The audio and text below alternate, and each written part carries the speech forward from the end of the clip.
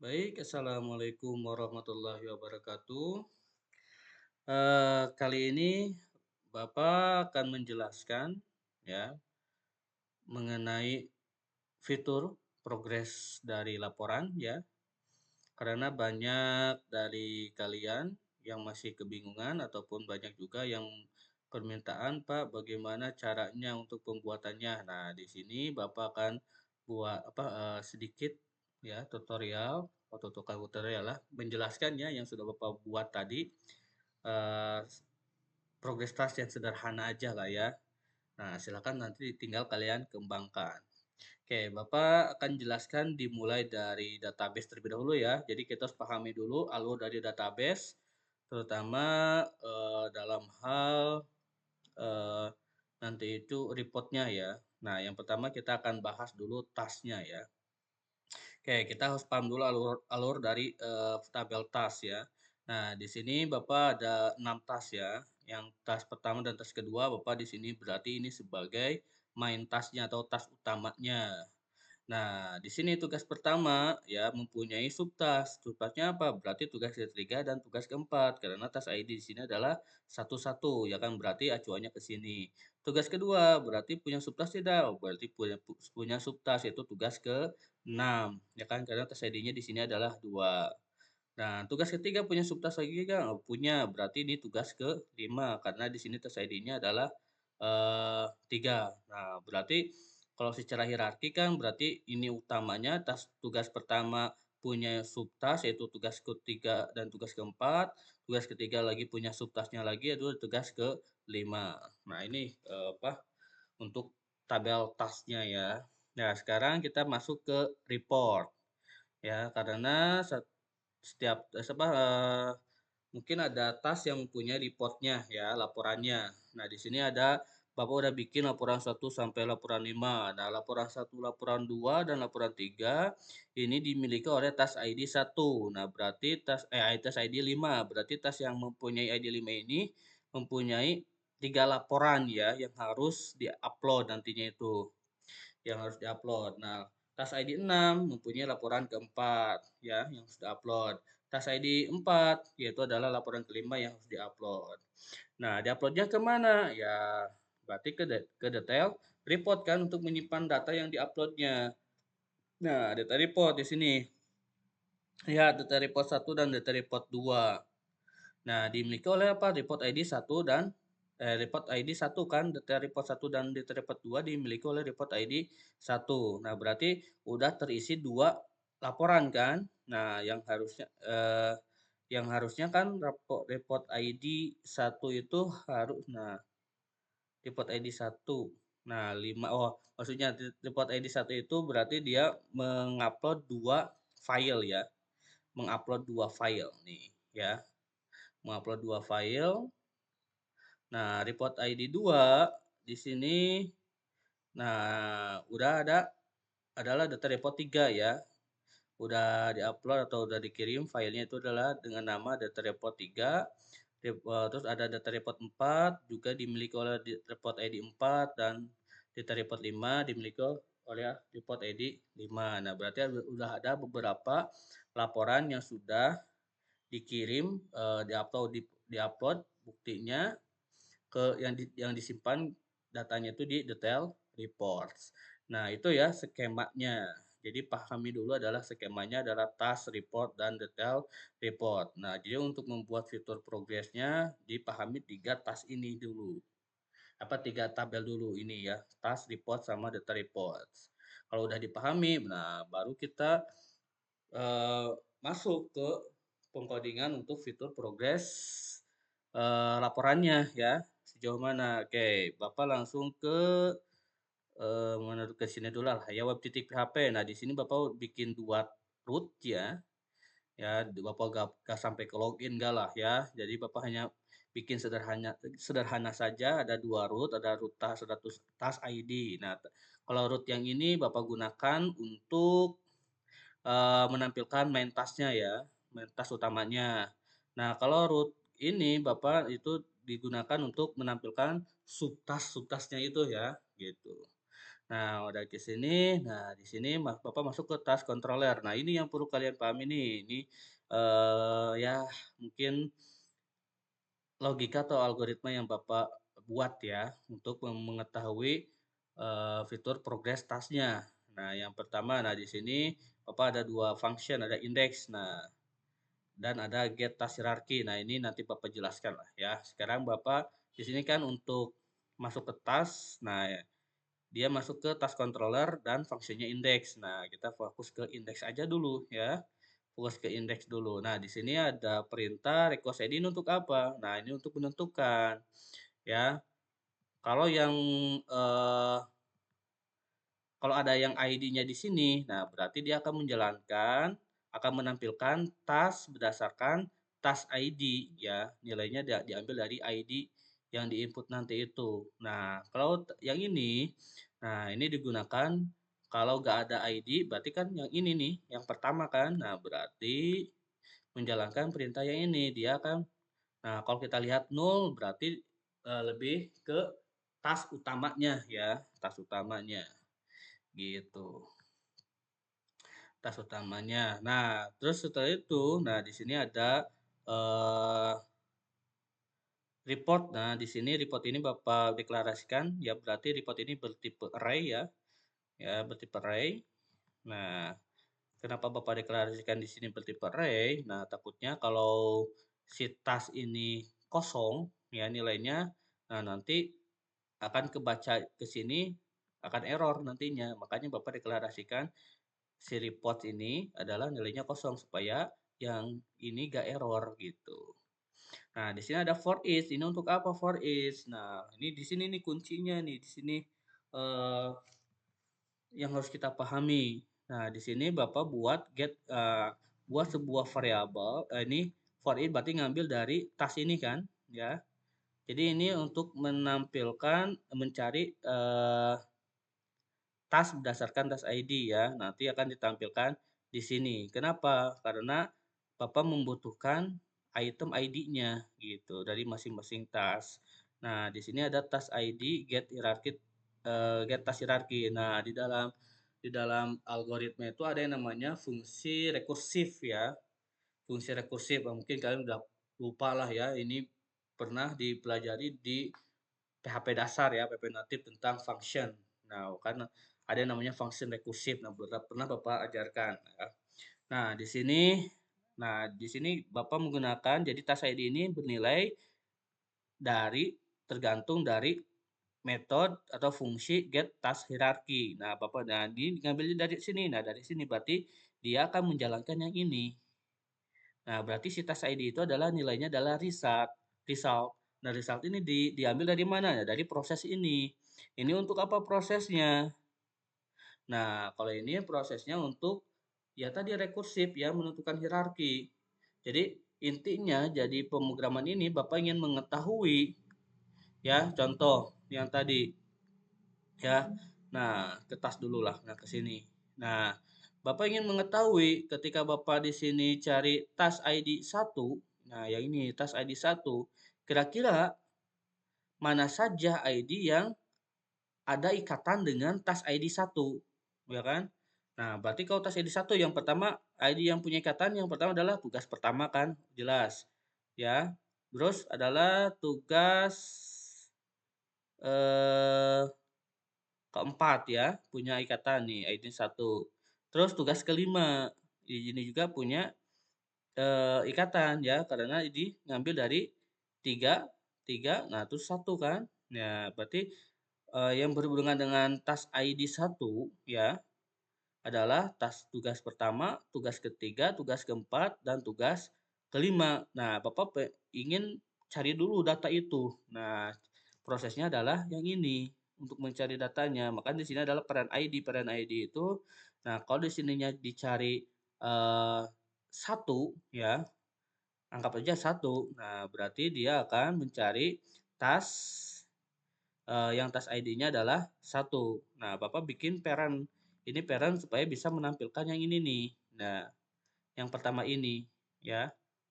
Ini. Jadi Bapak bikin konsepnya seperti ini.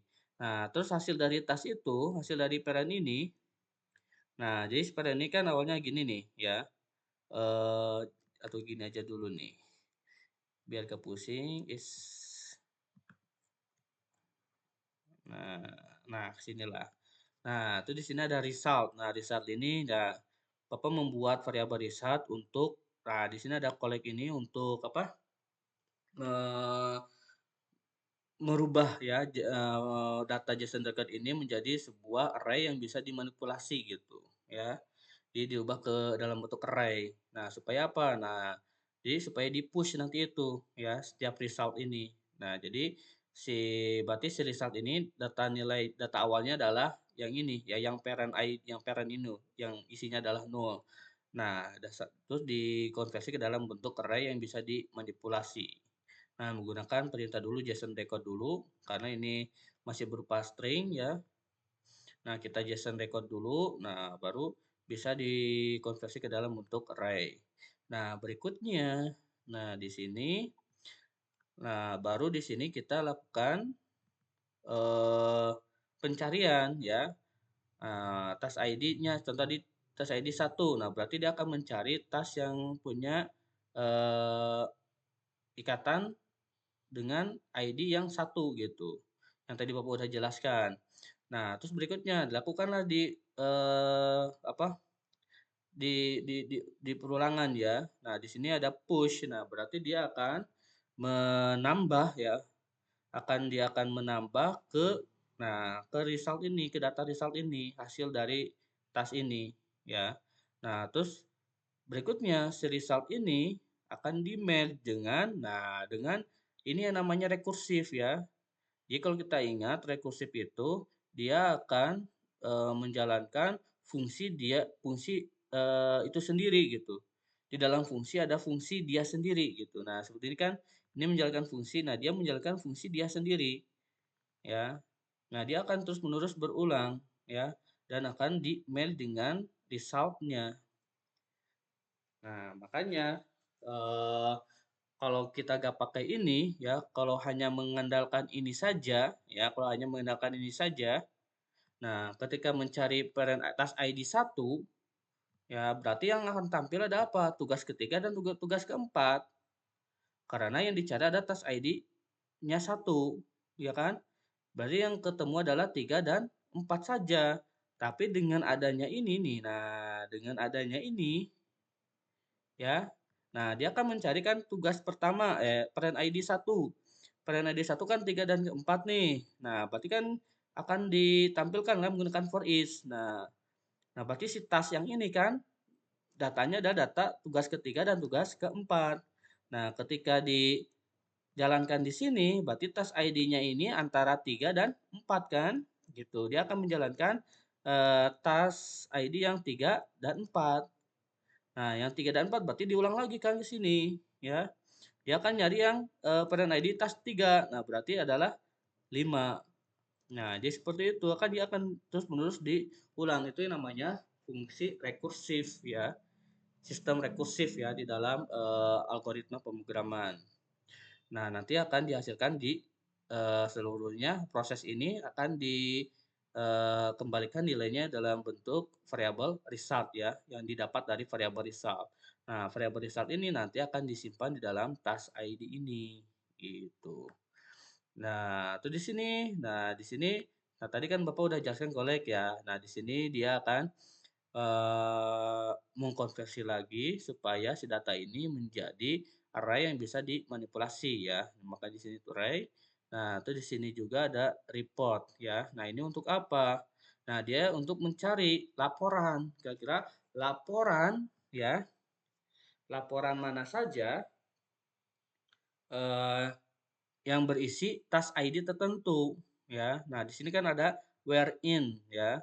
Nah, dia akan menampilkan data laporan dengan with count data report ya, gitu. Nah, yang mana tas ID-nya itu berdasarkan tas ID ini. Tas ID ini didapat dari tas ID ini, ya kan? Gitu. Kalau contoh di sininya hasil dari get task hierarchy adalah ketika tadi kan mencari task ID 1 berarti yang berhubungan dengan satu apa?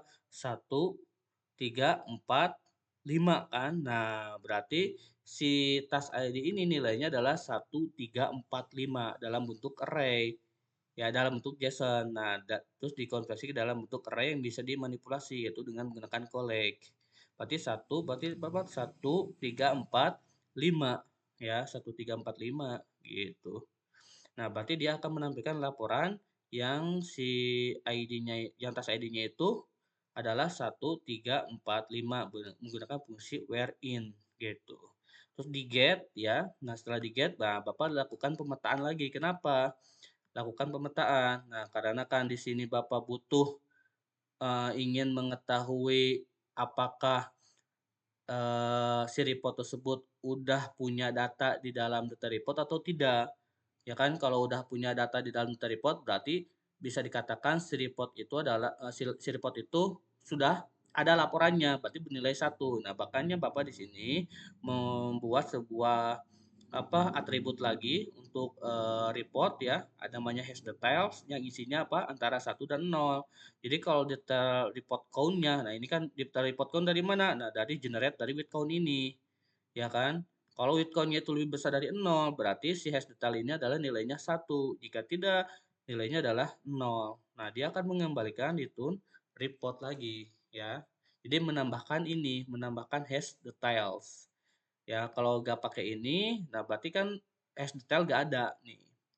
Dia cuma data report sama tambahannya adalah data report count karena generate dari with count ini. Nah, jadi intinya dia akan mencari data laporan kalau yang ini ya, proses mencari data report gitu ya. Nah, segini ya untuk nah, terus Pak ini untuk apa nih? Di sini nah item ID. Nah, ini Bapak gunakan ya untuk mempermudah pencarian nanti di view di sini ya pencariannya. Bapak mempermudah. Jadi item ID ini adalah ya dia akan laporan ID apa saja yang dicari ya. Bapak dibikin array supaya nanti untuk pencarian di view lebih mudah. Ya, nah ini ya untuk untuk task controllernya ya. Nah, di sini ada task blade. Nah, ini view-nya. Task ini, nah dia akan menampilkan ya data tasknya ya berdasarkan eh, data dari task ini. Ini task ini dari mana? Nah, dari sini kan. Dari task ini, compact task ini dari task ini. Nah, ya, Pak ini compact untuk apa? Nah, intinya compact itu ya sama seperti hanya mungkin kalian seringnya gini ya, variabel data kan di sininya adalah mana ya? Nah, di sininya contoh data task ya. Mungkin kalian seringnya seperti ini. Ya, nah ada yang bisa pakai cara compact ya untuk memanggil variabelnya ya. Nah, berarti kalau begini ini kan variabel. Nah, variabel apa? Variabel bukan variabel array ya. Berarti kesininya kalau ini berarti kita pakai compact ya. Berarti ini sesuaikan dengan nama variabel ini. Ya, nama variabel ini. Oke, nah jadi itu ya. Nah, di tas. Nah, berarti si tas yang ini dia akan menampilkan data berdasarkan sesuai dengan data ini ya. Data ini. Gitu. Nah, task ID, nah ini untuk linknya ya, Bapak bikin untuk linknya, pas diklik, dia masuk ke subtask, menampilkan subtask berdasarkan ID, task ID ini ya. Nah, deskripsinya udah. Nah, ini yang mungkin kalian tunggu-tunggu ya, untuk progresnya. Ya, di sini Bapak bikin, nah ini ada item ID, dari sini kan ngambilnya.